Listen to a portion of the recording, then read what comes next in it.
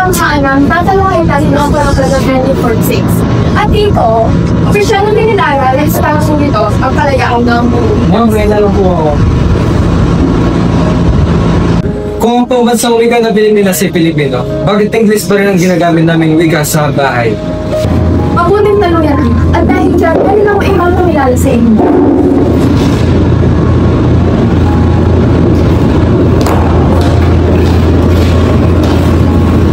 Ako si Dershana Lopez. At isa ako sa mga taong nakaranas sa taong 1946. Noong mga panahon na ito, matapos ang kalayaan, nilagdaan ang Batas Commonwealth bilang 570 na nagtatalaga sa Ingles at Pilipino bilang opisyal na wika. Sa paglipas ng mga taon, dumaan ang bansa sa maraming pagsubok. Nariyan ang panahon ng batas militar sa ilalim ni Ferdinand Marcos noong 1972 na nagdulot ng takot at marami ang nawalan ng kalayaan sa bansa.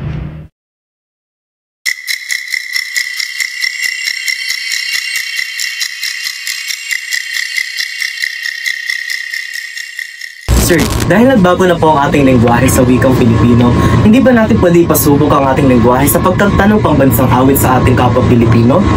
Tama! Magandang ideya. Napakahusay mo talaga, Roses. Tayo na at tayo magpatuloy upang awitin ang ating pambansang awit sa mga mamamayan. Mga kababayan, tara na't ating awitin ang pambansang awit ng Pilipinas. Simula ngayon, sa lahat ng bagay, gagamitin natin ang ating wikang Pilipino. Mga kababayan, ang pambansang awit ng Pilipinas. Tayang magiliw, pero sa sigahanan, alam ng puso, sa dikit mo'y buhay. Upang hinirang, kuya ka ng magiting, sa mandulupin, di ka pasisigil, sa nagatang tutok sa simoy at sa langit ng pagkaw, ay hinatang tudlang awit sa pagkayang minamahal.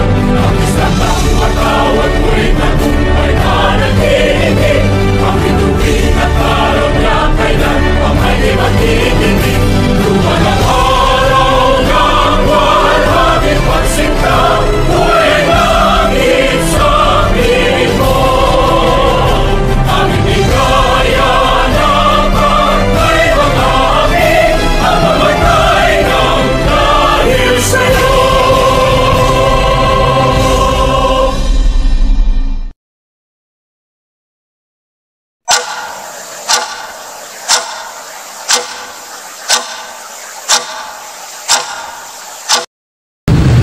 Bilang Pangulo ng ating bansang Pilipinas, ang ating opisyal na lengguwahe sa pag-aaral ay ang wikang Pilipino at ang wikang Ingles.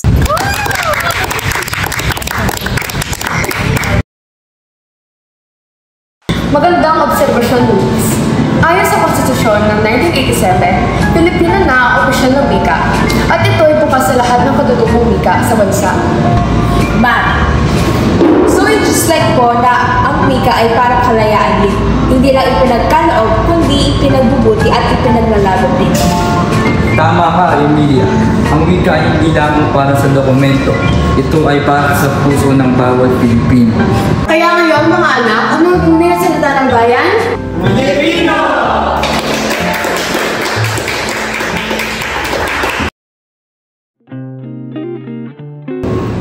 Sir, dahil nagbago po ang ating Billy?